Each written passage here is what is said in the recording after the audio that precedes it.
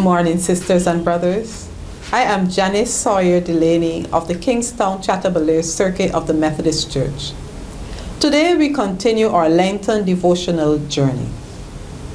Intentional prayer and fast are the major spiritual practices on which the Christians place focus during the season of Lent. And the life of charity is a direct outcome based on the deepening of our relationship that is experienced during this period.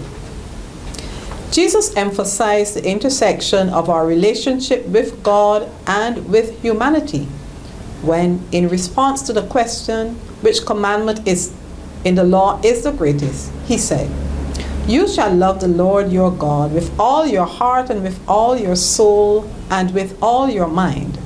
And the second is like it, you shall love your neighbor as yourself." Matthew chapter 22, verses 37 to 39.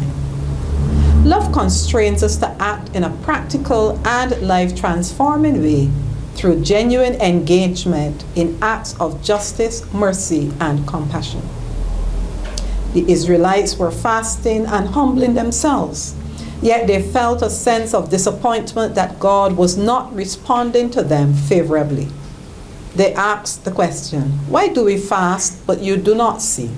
Why humble ourselves, but you do not notice?" Isaiah 58:3. They were pleased with their practice of religious rituals, but felt God was not responding. He was disregarding them. We cannot merely tick the boxes and believe that we are doing God a favor, for which He must reward us. God demands much more of us.